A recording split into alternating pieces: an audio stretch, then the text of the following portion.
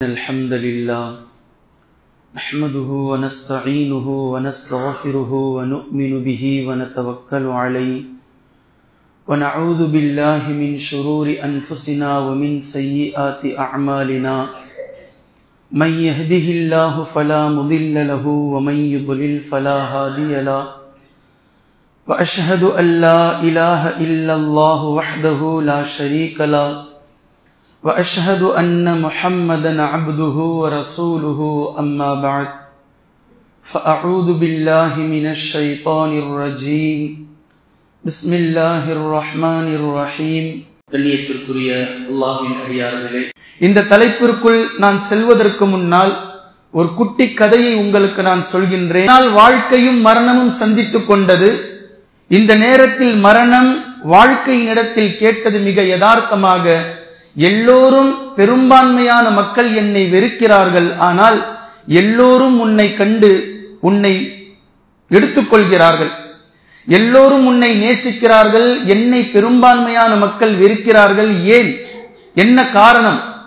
அப்போது வாழ்க்கை சிரித்துக் கொண்டே பதில் சொன்னது, நீ மரணத்தை பார்த்து சொன்னது, நீ உண்மையானதாக இருந்தாலும் நீ மிகப்பெரிய கசப்பு, நான் பொய்யாகவே இருந்தாலும் மிக அதிகமான இனிப்பு, நான் பொய் கலந்த இனிமை, அதனால் என்னை உலகத்தில் எல்லோரும் விரும்புகின்றார்கள், நீ கசப்பு நிறைந்த உண்மை, அதனால் தான் உன்னை எல்லோரும் வெறுக்கிறார்கள் என்று சிரித்துக்கொண்டு வாழ்க்கை பதில் சொன்ன நேரத்தில் மரணம் சொன்னது, என்னை விரும்புபவர்களும் இருக்கிறார்கள் உலகத்தில், என்னை நேசிப்பவர்களும் இருக்கிறார்கள் உலகத்தில், ஆனால் அவர்களுக்கு பெயர் யதார்த்தமாக எல்லா பெயர்களை கொண்டும் அழைத்துவிட முடியாது. அவர்களை முஃமின் என்று குர்ஆன் கூறுகின்றது, அவர்களை முத்தகீன் என்று குர்ஆன் கூறுகின்றது, அவர்களை முஹ்சினீன் என்று குர்ஆன் கூறுகின்றது, அவர்களை முஹ்லிஸ் தௌபா செய்தவர்கள், முத்தஹீரின் பரிசுத்தவான்கள், அல்லாஹ்வினால் மட்டுமே தேர்வு செய்யப்பட்டவர்கள் என்று குர்ஆன் கூறுகின்றது.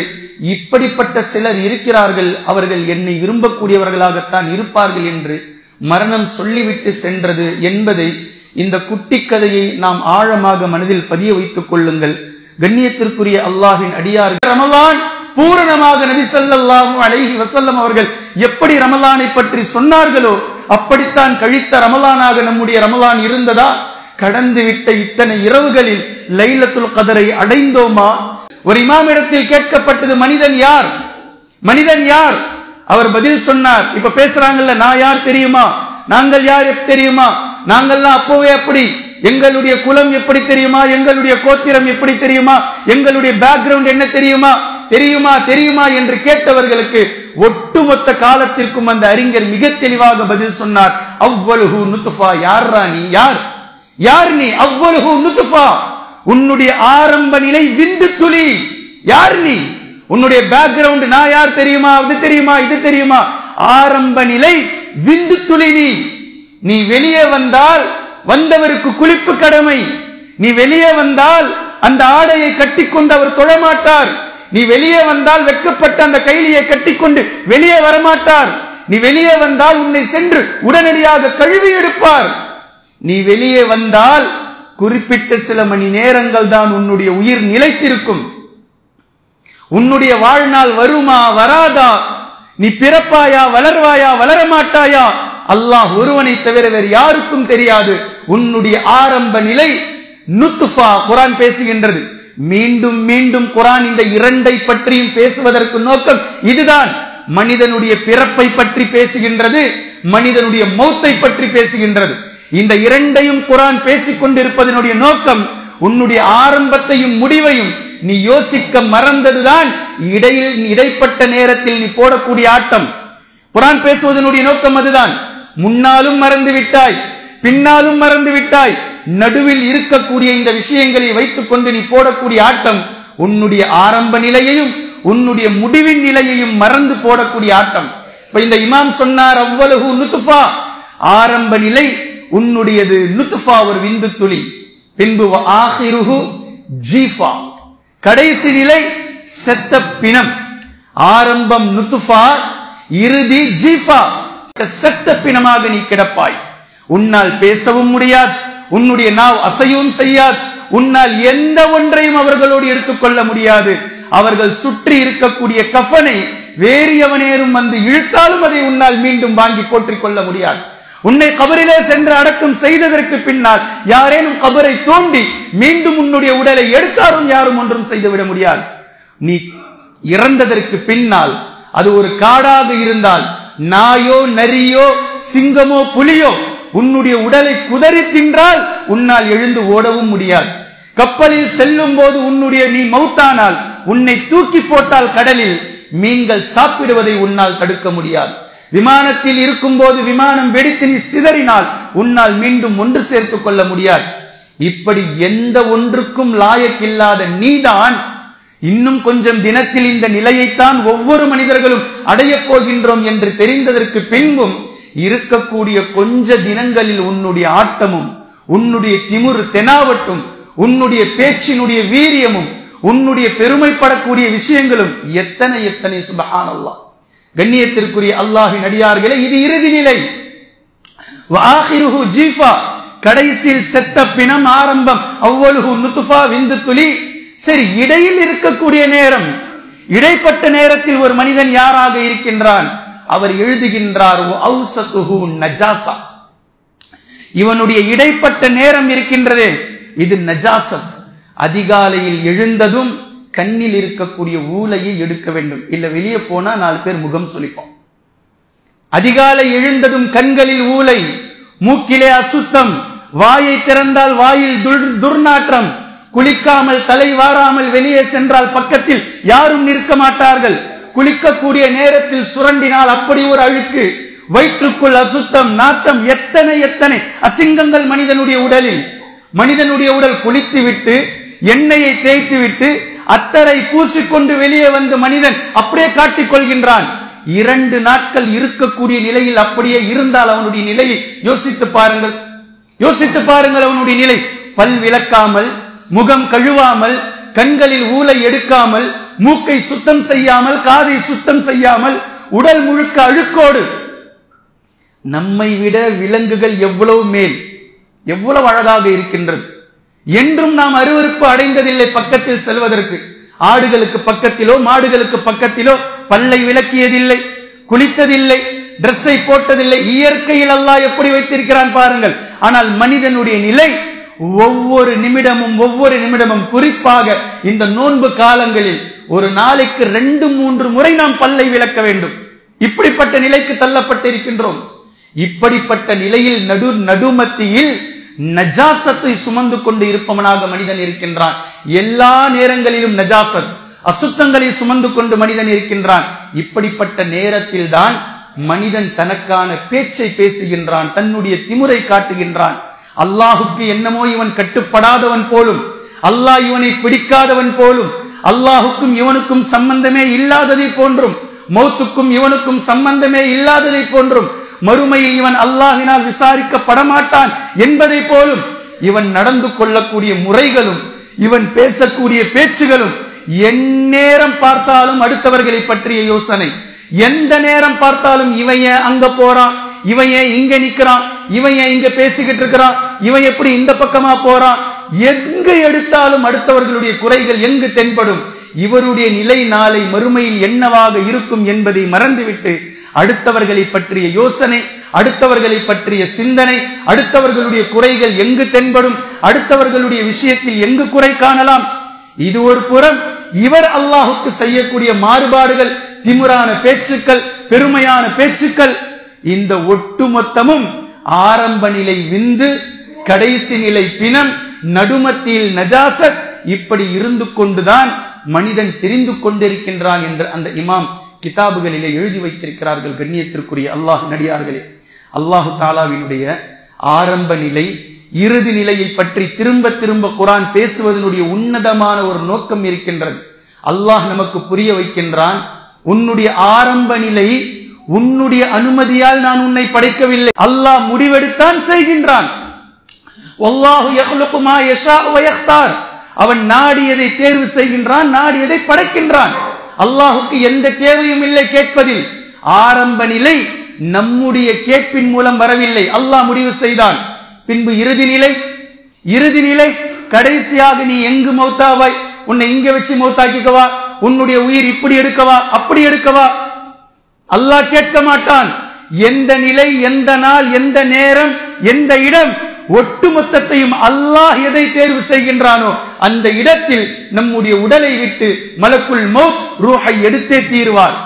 ஆரம்ப நிலையும் இறுதி நிலையும் அல்லாஹ்வினுடைய முடிவில் கட்டுப்பட்டு இருக்கும் போது அல்லாஹு தஆலா சூசகமாக சிம்பாலிக்காக கேட்கக்கூடிய கேள்வி, மனிதனே, உன்னுடைய ஆரம்ப நிலையும் சரி, உன்னுடைய இறுதி நிலையும் சரி, உன்னுடைய கட்டுப்பாட்டுக்குள் இல்லாத போது இடைப்பட்ட நேரத்தை மட்டும் உன்னுடைய கட்டுப்பாட்டுக்குள் வைத்து நீ இஷ்டப்படி வாழ நினைப்பது ஏன்? இந்த இடைப்பட்ட நேரத்தையும் அல்லாஹ்வினுடைய கட்டுப்பாட்டுக்குள் இரு. இடைப்பட்ட நேரத்தையும் அல்லாஹ்வினுடைய இஷ்டப்படி வாழு. அல்லாஹ் எப்படி சொன்னானோ அது போன்று வாழ்ந்து கொள். ஏனென்றால் உன்னுடைய ஆரம்பமும் அல்லாஹ்வினுடைய கட்டுப்பாடு, உன்னுடைய ஆரம்பமும் அல்லாஹ்வினுடைய இஷ்டப்படி, உன்னுடைய இறுதி நிலையும் அல்லாஹ்வினுடைய கட்டுப்பாடு, உன்னுடைய இறுதி நிலையும் அல்லாஹ்வினுடைய இஷ்டப்படி நடக்கின்றது. இறுதி நிலையை மாத்திரம் நீ உன்னுடைய இஷ்டப்படி கழிக்க நேரிட்டால் பின்விளைவை கடுமையாக சந்திப்பாய். இதை அல்லாஹ் 2 இடங்களில் பேசுகின்றான். இந்த 2 இடங்களுக்கும் இருக்கக்கூடிய மிகப்பெரிய ஒற்றுமையை நான் கடைசியா சொல்றேன் பாருங்க. சூரத்துல் வாக்கியாவில் அல்லாஹ் பேசுகின்றான். ஃபலௌலா இதா பலகத்தில் ஹுல்கூம், எடுத்து படிங்க. ஃபலௌலா இதா பலகத்தில் ஹுல்கூம், உங்களுடைய ரூஹ், உயிர் உங்களுடைய தொண்டை குழியை அடைந்து விட்டால், மிக முக்கியமான நேரம் ரமலானுடைய இந்த கடைசி நிலையை இப்படி வைத்துக் கொள்ளுங்கள்.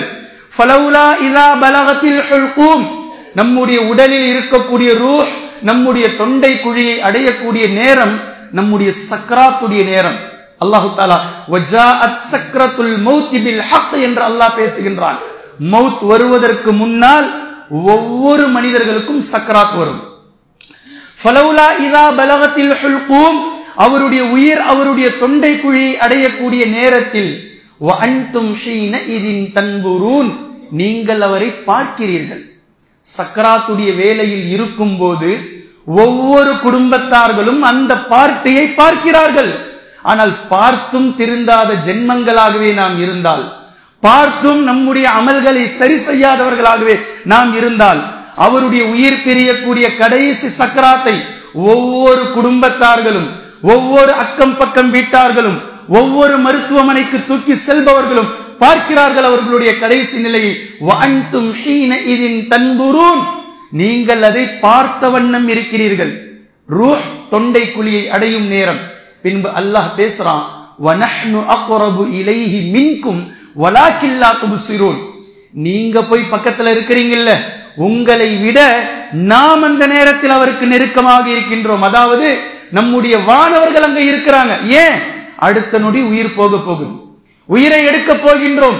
நீங்கள் ஆஜராவதற்கு முன்னால் நாம் அங்கு ஆஜராவோம். ஆனால் அதை நீங்கள் பார்க்க மாட்டீர்கள்.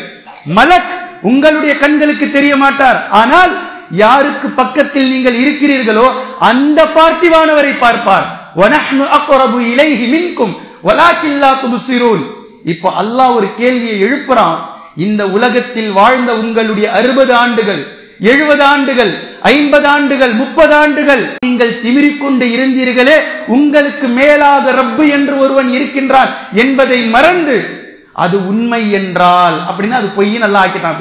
ஒரு செகண்ட்ல நீங்கள் உங்களுடைய கெத்தை காட்டிக்கொண்டு நான் இப்படி, நான் அப்படி, நான் இதுதான், நான் அதுதான் என்று உங்களுடைய பெருமையின் மூலம் திளைத்துக் கொண்டு இருந்தீர்களே, உங்களுடைய அடங்கா பிடாரிகளாக திமிரிக்கொண்டு நீங்கள் இருந்தீர்களே, அது உண்மை என்றால் ஃபலௌலா இன் குன்தும் கைர மதீனீன், உங்களுடைய அடங்கா பிடாரி தன்மையில் நீங்கள் இருந்தது உண்மை என்றால் தர்ஜிஊனஹா, இப்போ உங்களுடைய உடலில் இருந்து உயிரை நாம் உருவுகின்றோம், நீங்கள் மீண்டும் அதை பிடித்து உங்களுடைய உடலுக்குள் செலுத்தி காட்டுங்கள் பார்ப்போம். முடிஞ்சா செய்யுங்க பார்ப்போம். இதை செஞ்சு காட்டிருங்க பார்ப்போம். நீங்க இவ்வளோ 60 வருஷமா யார் யாருக்கிட்டயோ போய் என்னென்னமோ சவால் விட்டீங்களே, அதெல்லாம் சும்மா வெத்து. நீங்கள் உண்மையாளர்களாக இருந்தால் என்கிட்ட காமிங்க உங்களுடைய பவர். உங்களுடைய உயிர் உங்களுடைய உடலை விட்டு செல்வதை தடுத்து நிறுத்தி மீண்டும் அந்த மலக்குல் மௌத்திடம் கேட்டு உங்களுடைய உடலுக்குள்ளேயே நீங்கள் செலுத்தி காட்டுங்கள் பார்ப்போம். தர்ஜிஊனஹா இன் குன்தும் சாதிகீன். ஒரு நாளும் முடியாது. இந்த இடத்திற்கு பின்னால் அப்படியே நீங்கள் சூரத்துல் கியாமாவிற்கு சென்றால் அங்கும் அல்லாஹு தஆலா இதை பேசுகின்றான். கல்லா இதா பலகத்தி தராகி, கல்லா இதா பலகத்தி தராகி, உங்களுடைய உயிர் உங்களுடைய தொண்டை குழியை அடையக்கூடிய நேரத்தில், அந்த நேரம் வகீல மர்ரா, அப்போ அந்த உயிர் தொண்டை குழியை அடைந்தவர் கடைசியாக கேட்பார், என் மீது ஓதி ஊதக்கூடியவர் யாரேனும் இருக்கிறார்களா, ராக்கி இருக்கிறார்களா? வகீல மர்ரா, ராக்கிகள் ஓதி ஊதுபவர்கள், கடைசி ஷிஃபா இதெல்லாவது கிடைக்குமா என்று அவர் கேட்பார். வகீல மர்ரா, ஆனால் அவர் புரிந்திருப்பார், வவன்ன அன்னஹுல் ஃபிராக், நிச்சயமாக இந்த உலகத்தை விட்டு நாம் பிரியும் நேரம் இதுதான், நம்முடைய உடலை விட்டு நம்முடைய ரூஹ் பிரியக்கூடிய நேரம் இதுதான். வவன்ன அன்னஹுல் ஃபிராக். அப்போ அல்லாஹ் பேசுறான், அவருடைய ஒரு கால் இன்னொரு காலோடு இப்படி பின்னிக் கொண்டு இருக்கும். வல் தஃபத்திஸ் சாகு பிஸ்ஸாக் இலா ரப்பிக யௌமஇதினில் மஸாக். புரிந்து கொள்ளுங்கள், இதுதான் அல்லாஹ்வை சந்திக்கும் நேரம், அல்லாஹ்வின் பக்கம் மீளும் நேரம் என்பதை நீங்கள் புரிந்து கொள்ளுங்கள். இதுதான் அவருடைய கடைசி நேரம். இப்ப இந்த இடத்திற்கும் அந்த இடத்திற்கும் இருக்கக்கூடிய மிக ஆழமான ஒற்றுமை என்ன தெரியுமா? மிக நெருக்கமான ஒற்றுமை என்னன்னு பாருங்க. மரணத்தை பற்றி பேசுவதற்கு முன்னால் சூரத்துல் வாக்கியாவில் மனிதனுடைய பெருமையை பற்றி அல்லாஹ் பேசினான். ஃபலௌலா இன் குன்தும் கைர மதீனின், நீங்கள் உங்களுடைய அப்படியே நான் அப்படி நான் இப்படி என்ற அடங்கா பிடாரியாக நாஸ்தா அப்படின்னு சொல்லி இருந்தீங்கல்ல, அப்படியா நீங்கள்? சூரத்துல் வாக்கியால மரணத்தை பேசுவதற்கு முன் பேசினான். இப்போ இங்க கியாமால பாருங்க, இதை பற்றி பேசிவிட்டு அல்லாஹ் பேசுகின்றான். ஃபலா ஸத்தக வலா ஸல்லா வலாக்கின் கذب வதவல்லா. அவன் தொழவும் இல்லை, அவன் குர்ஆன் ஹதீஸை அல்லாஹ்வையும் நபியையும் உண்மைப்படுத்தவும் இல்லை. அல்லாஹும்ம ஸல்லி அலா முஹம்மத். வலாக்கின் கذب வதவல்லா, அவன் பொய்ப்பித்தான், மார்க்கத்தின்படி நடப்பதிலிருந்து பின்வாங்கி சென்றான். பின்பு சும்ம யதமத்தா, அவன் பெருமை பெற்றினான், பெருமை கொண்டான், பெருமை கொண்டு தெரிந்தான் அவன் என்று அல்லாஹு தஆலா அங்கும் இங்கும் இந்த இரண்டு சப்ஜெக்டுகளிலும் ஒன்றை கொண்டு வந்து அல்லாஹு தஆலா ஜாயின் செய்கின்றான். அது என்னவென்றால், யார் மரணத்தை மறக்கிறார்களோ அல்லது மரணத்தை மறுக்கிறார்களோ இவர்களுடைய உடலில்தான், இவர்களுடைய சிந்தனையில்தான், இவர்களுடைய உள்ளங்களில்தான் பெருமை என்பது ஊசலாட ஆரம்பிக்கும். எவர்களுடைய உடல் மொழியில், எவர்களுடைய செயல்மொழியில், எவர்களுடைய உள்ளத்தில், எவர்களுடைய சிந்தனையில் பெருமை வந்துவிட்டதோ இவர்கள் மரணத்தை மறுக்கிறார்கள் என்பது பொருள், மரணத்தை மறந்து விட்டவர்கள் என்பது பொருள். இந்த இருவர்களுக்கும் ஒன்றை அல்லாஹு தஆலா ஜான் செய்து காட்டுவது பெருமை என்ற ஒன்றைத்தான். அல்லாஹு தஆலா முற்றிலுமாக வெறுக்கும் ஒன்று பெருமை என்பது வந்ததினால்தான் நிச்சயமாக ஒவ்வொரு நபர்களும் அதை மறுத்துக் கொண்டிருக்கின்றார்கள். எவர்கள் மறுமையை நினைப்பார்களோ, மறுமையை நினைத்துக் கொண்டே இருப்பார்களோ இவர்களுடைய ஒட்டுமொத்த பணிவும் முழுவதுமாக நீங்கள் பார்க்கலாம். ஏன்? எப்போது மரணம் வரும் என்று தெரியாது என்பதை நினைத்துக் கொண்டே இருப்பார்கள். உமர் ரலியல்லாஹு அன்ஹு அவர்கள் ஹலீஃபாவாக இருந்தபோது அவர்களுடைய குடும்ப செலவிற்கு பணம் தேவைப்படுகின்றது. ஹலீஃபாவா இருக்கிறாங்க, ஜனாதிபதியாக இருக்கிறார்கள், குடும்ப செலவிற்கு பணம் தேவைப்படுகின்றது. அப்துல்லா ரலியல்லாஹு அன்ஹு அவர்கள் தந்தையிடத்தில் வருகிறார்கள், அல்லாஹ்வின் தூதர் அமீருல் முஃமினீன் அவர்களே, இன்ன தேவைக்காக செலவுக்கு பணம் வேண்டும், காசு கொடுங்கள். உமர் ரலியல்லாஹு அன்ஹு அவங்க கிட்ட காசு இல்லை, ஜனாதிபதி காசு இல்லை. ஒரு சீட்டை, ஒரு கடிதத்தை எழுதுகின்றார்கள் நிதி அமைச்சருக்கு. இவர்கள் ஹலீஃபா, பைத்துல் மாலிக் என்று ஒரு காவலாளி இருப்பார், நிதி அமைச்சர், அவருக்கு ஒரு கடிதத்தை சிறியதாக எழுதுகின்றார்கள். இதை எடுத்துக்கொண்டு அவரிடம் கொடுத்து வாங்கிச் செல். அந்த கடிதத்தில் எழுதப்பட்டிருக்கின்றது, என்னுடைய மகன் கேட்கக்கூடிய தொகையை நீங்கள் கொடுங்கள், பின்னால் 2-3 மாதங்களில் தவணையாக நான் அதை என்னுடைய சம்பளத்திலிருந்து நீங்கள் பிடித்துக் கொள்ளுங்கள். அரசாங்கமே தன்னுடைய கண்ட்ரோலில் இருக்கக்கூடிய உமர் ரலியல்லாஹு அன்ஹு அவர்கள் எழுதுகின்றார்கள், நீங்கள் பிடித்துக் கொள்ளுங்கள். அப்ப நிதி அமைச்சர் அதை பார்த்துவிட்டு பதில் கடிதம் எழுதுகின்றார் அப்துல்லா ரலியல்லாஹு அன்ஹு அவர்களிடத்தில், உங்களுடைய தந்தை 3 மாத காலம் இந்த பதவியில் இருப்பார் என்று அவருக்கு எப்படி துணிச்சல்? 2-3 மாசத்துல அடைக்கிறேன்னு சொல்றார், எப்படி இருப்பார்? பதவி என்பது நிலையானது இல்லையே. 2-3 மாதங்கள் இன்னும் எப்படி இருப்பார்? இன்று நம்முடைய நிலை, நம்முடைய பதவியில் இருப்பவர்கள், நம்முடைய பொறுப்புதாரிகளுடைய நிலை. உமர் ரலியல்லாஹு அன்ஹு அவர்கள் ஜனாதிபதி, நிதியமைச்சர் பேசுகிறார். இன்னும் 2-3 மாதங்கள் அவரால் எப்படி இருக்க முடியும் என்று அவர் எப்படி நம்புகின்றார்? பின்பு அடுத்த லைன் எழுதுகின்றார், பதவியில் இருந்தாலும் அவருடைய ரூஹ் அவருடைய உடலை விட்டு பிரியாது என்று எப்படி அவருக்கு தைரியம்? இன்னும் 3 மாத காலங்கள் எப்படி முடியும்? இந்த பதில் மீண்டும் அப்துல்லா ரலியல்லாஹு அன்ஹு அவர்கள் உமர் ரலியல்லாஹு அன்ஹு அவர்களிடம் கொண்டு போய் சொல்கின்றார்கள். அப்பா அவருடைய புத்திக்கு எட்டுகின்றது. கலீஃபா கோபம் வரல, உண்மையைத்தானே நிதியமைச்சர் சொன்னார். என்னுடைய மௌத்தை நான் மறந்து விட்டேனே, என் பதவியில் நான் இருப்பதை இந்த ஒரு நொடி 3 மாதங்கள் இன்னும் நான் இருப்பேன் என்று என் சிந்தனையில் ஷைத்தான் பேச வைத்து விட்டானே என்று வருத்தப்பட்ட செய்திகளை நாம் பார்க்கின்றோம். மரணத்தை யார் தங்களுடைய லட்சியமாகவும் நாங்கள் இறந்துதான் போகின்றோம் என்ற சிந்தனையில் இருந்து கொண்டே இருக்கிறாரோ இவருக்கு 3 பாக்கியங்கள் கிடைக்க வாய்ப்பிருக்கின்றது அல்லாஹ்வின் புறத்திலிருந்து. எவர் மரணத்தை நினைத்தவராகவே இருப்பாரோ இன்ஷா அல்லாஹ் அவருக்கு கிடைக்கக்கூடிய முதல் அன்பளிப்பு, அவர் விரைவாக தௌபா செய்து கொள்வார். மரணத்தை நினைத்து பயப்படுபவர், மரணத்தை அஞ்சுபவர், நிச்சயமாக அல்லாஹ்வை சந்திக்க நேரிடும் என்று பயந்து கொண்டே வாழ்பவர், நேரம் கிடைக்கும் போதெல்லாம் தௌபா தௌபா தௌபா, நான் மாட்டிக்கொள்ளக் கூடாது அல்லாஹ்விடத்தில், நான் மாட்டிக்கொள்ளக் கூடாது என்று தௌபாவை விரைவுபடுத்துவார். பின்பு சுய ஒழுக்கத்தில் எந்த பாவத்தின் பக்கமும் செல்ல மாட்டார், அடுத்தவர்களுடைய குறைகளை தேடியும் செல்ல மாட்டார், தௌபாவின் மீது சென்று கொண்டே இருப்பார். இரண்டாவது யார் மௌத்தை நினைத்துக் கொண்டே இருக்கிறார்களோ அவர்களுடைய உள்ளம் போதும் என்ற உள்ளமாக இருக்கும். இன்னா லில்லாஹ், நாமே அல்லாஹுக்காக இருக்கின்றோம், வ இன்னா இலைஹி ராஜிஊன், நாம் அல்லாஹ்வின் பக்கம் மீள இருக்கின்றோம். பின்பு நம்முடைய பொருளாதாரம், நம்முடைய வாழ்வாதாரம் இதில் குறைகள் இருப்பின் அதுவும் அல்ஹம்துலில்லாஹ், நாமே மௌத்தா போறோம், இருக்கக்கூடிய இந்த தினங்களுக்கு ஏன் இவ்வளவு என்று அவருடைய மனம் போதும் என்ற மனப்பான்மையில் அவர்களுடைய மனம் திளைக்க ஆரம்பித்து விடும். 3வது, எப்போது மரணத்தை பற்றி நினைக்க ஆரம்பித்து விடுவாரோ அல்லாஹுக்கு முழுக்க முழுக்க அபுதாக இருப்பதற்கு அவர் கட்டுப்பட்ட நிலையில் இருப்பார். அல்லாஹுக்கு செய்ய வேண்டிய வணக்க வழிபாடுகளிலும் சரி, தனக்கு அல்லாஹு தஆலா வசப்படுத்தி கொடுத்திருக்கக்கூடிய எல்லா துறைகளிலும் 24 மணி நேரமும் முடியுமான அளவிற்கு அல்லாஹிற்கு முழுக்க முழுக்க இருக்கக்கூடிய அடியார்களுடைய பட்டியலில் அவர் இருக்க முயற்சி செய்து கொண்டே இருப்பார். இந்த 3ம் அவர் முயற்சி செய்து கொண்டே இருப்பார். இந்த பாக்கியம் யார் மரணத்தை நினைப்பார்களோ அவர்களுக்கு கிடைக்கும்.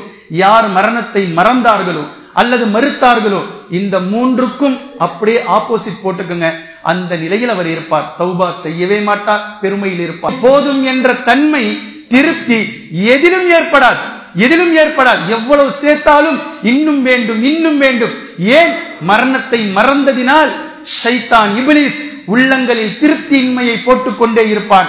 அதே போன்று அல்லாஹ்வை நிச்சயம் மறந்தவராகத்தான் இருப்பார். மரணத்தை மறுப்பவர், மரணத்தை நினைத்துக் கொண்டிருப்பவர் அல்லாஹ்வை நினைப்பவராக, அல்லாஹுக்கு முழு கட்டுப்பாட்டில் இருப்பவராக இருப்பார். மறந்தவர் அல்லாஹையும் மறப்பார், தான் அல்லாஹினுடைய அடிமை என்பதை அவ்வப்போது மறப்பார். அல்லாஹினுடைய கட்டுப்பாட்டிலிருந்து விலகி செல்வதாக நினைத்துக் கொண்டு பாவங்களின் பக்கம் செல்வார். அடுத்தவர்களுடைய பிரச்சனைகளில் மூக்கை நுழைப்பார். இது மரணத்தை மறப்பதினால் ஏற்படக்கூடிய விஷயம். ஒரு ஹதீஸை சொல்லி நான் முடிக்கின்றேன். அல்லாஹ்வின் தூதர் ஸல்லல்லாஹு அலைஹி வஸல்லம் அவர்கள் கூறினார்கள், ஒரு நாள் வரும், கியாமத் நாளுக்கு முன்னால் ஒரு நாள் வரும், அந்த நேரத்தில் முஸ்லிம்கள் முஸ்லிம் அல்லாதவர்களால் அடித்து நொறுக்கப்படுவார்கள், துவம்சம் செய்யப்படுவார்கள், நாசமாக்கப்படுவார்கள்.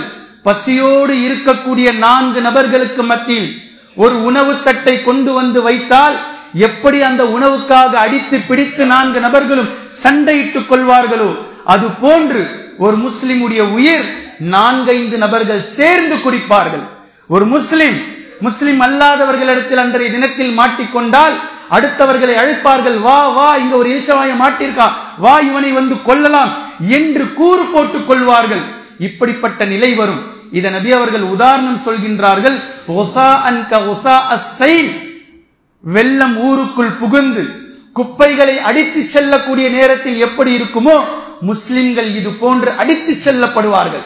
வெள்ளம் தெருக்கள் வழியாக அடித்து செல்லும் போது குப்பைகளை எங்கெல்லாம் அந்த தண்ணீர் செல்கின்றதோ அந்த வழியிலெல்லாம் அடித்து செல்லும். பள்ளங்களில் தண்ணீர் சென்றால் குப்பையும் பள்ளத்திற்கு, தண்ணீர் சுற்றினால் குப்பையும் சுற்றும், தண்ணீர் மேட்டை ஏறினால் குப்பைகளை தள்ளி கொண்டு செல்லும். காவாவில் சென்று தண்ணீர் விழுந்தால் குப்பையும் காவாக்குள்ளாக எப்படி குப்பைகள் அடித்து செல்லப்படுமோ இது போன்று அடித்து செல்லப்படுவார்கள். இப்போ ஒரு சஹாபி லாஜிக்கா கேட்டார், வனஹ்னு யௌமஇதின் கலீல், அன்றைய தினத்தில் நாங்கள் குறைவானவர்களாக இருப்போமா? நபி ஸல்லல்லாஹு அலைஹி வஸல்லம் அவர்கள் சொன்னார்கள், அப்படியெல்லாம் இல்லை, நீங்கள் அன்றைய தினத்தில் அதிகமானவர்களாகத்தான் இருப்பீர்கள். இன்று 2ஆம் இடம் முஸ்லிம்கள், அதிலும் வேகமாக வளர்ந்து போகக்கூடிய அந்த மதங்களில் முதலிடத்தில் இஸ்லாம் இருக்கின்றது. அதிகமானவர்களாக நீங்கள் இருப்பீர்கள். சொல்லிவிட்டு நபி ஸல்லல்லாஹு அலைஹி வஸல்லம் அவர்கள் சொல்கின்றார்கள், பின்பு ஏன் நாங்கள் கொல்லப்படுவோம், பின்பு ஏன் எங்களுக்கு இந்த நிலைமை ஏற்படும் என்று கேட்டபோது ஒமல் வஹன், வஹன் அதிகமாகிவிடும் என்று சொன்னார்கள். கஸ்ரத்துல் வஹன், வஹன் உங்களுக்குள்ளாக அதிகமாகிவிடும். வஹன் என்பது புதிய வார்த்தை சஹாபாக்களுக்கு. அன்று வரை நபி ஸல்லல்லாஹு அலைஹி வஸல்லம் அவர்கள் பிரயோகம் செய்யாத வார்த்தை. ஒமல் வஹனு யா ரசூலல்லாஹ், வஹன் என்றால் என்ன தெரியலையே, புதிய வார்த்தை யூஸ் பண்றீங்க, வஹனா என்ன? நபி ஸல்லல்லாஹு அலைஹி வஸல்லம் அவர்கள் சொன்னார்கள், ஹுப்புத் துன்யா வ கராஹியத்துல் மௌத், உலகத்தை நேசிப்பீர்கள், மரணத்தை வெறுப்பீர்கள். நபி அவர்கள் 2 விஷயத்தை சொன்னாங்க. இவை இரண்டும் ஒரு முஃமினுடைய உள்ளத்தில் ஒரு நாளும் ஒன்று சேராது. உலகத்தின் நேசம் இருக்கும் இடத்தில் மரணத்தை பற்றிய சிந்தனை வராது. மரணத்தை பற்றிய சிந்தனை இருக்கும் உள்ளத்தில் உலகத்தை பற்றிய நேசம் இருக்காது. இவை இரண்டும் எதிர் எதிர் துருவங்கள், கிழக்கு மேற்கு, இவை இரண்டும் வெவ்வேறான இவைகள். ஹுப்புத் துன்யா வ கராஹியத்துல் மௌத், மரணத்தை நேசிப்பீர், மரணத்தை வெறுப்பீர்கள், உலகத்தை நேசிப்பீர்கள் என்று நபி ஸல்லல்லாஹு அலைஹி வஸல்லம் அவர்கள் கூறிய பதிலை நாம் பார்க்கின்றோம். இதை இன்னொரு ஹதீஸின் மூலமாக கடந்த வாரத்தில் நான் சொல்லி இருந்தேன். உள்ளங்கள் துருப்பிடிக்கின்றது, இந்த உள்ளங்கள் பிடித்திருக்கக்கூடிய துருவை அகற்றுவது எப்படி யா ரசூலல்லாஹ், வமா ஜிலாஉஹா யா ரசூலல்லாஹ்? அல்லாஹ்வின் தூதர் ஸல்லல்லாஹு அலைஹி வஸல்லம் அவர்கள் அப்போது 2ஐ சொன்னார்கள். குர்ஆனை ஓதுவது, மரணத்தை நினைப்பது என்று சொன்னார்கள். கண்ணியத்திற்குரிய அல்லாஹ்வின் அடியார்களே, அல்லாஹ்வின் பக்கம் திரும்புவோம், முழுக்க முழுக்க திரும்புவோம். 3 விஷயங்களை அடிப்படையாக கொள்ளுங்கள். 1, நம்முடைய பாவங்கள் மன்னிக்கப்பட வேண்டும். 2வது, நாம் பிறரை மன்னித்து விட வேண்டும். 3வது, பிறரிடத்தில் நாம் மன்னிப்பை பெற்றுக் கொள்ள வேண்டும். இந்த 3ஐயும் அடிப்படையாக கொண்டு எதற்காக இந்த ரமலான் முஃமின்களின் மீது கருணையாக வந்ததோ முழுக்க முழுக்க அதை நாம் எடுத்துக்கொள்ளக்கூடிய நல்லடியார்களுடைய பட்டியலில் அல்லாஹ் நம்மை சேர்த்தல் புரிவானாக. வ ஆகிரு தஅவானா அனில் ஹம்துலில்லாஹி ரப்பில் ஆலமீன்.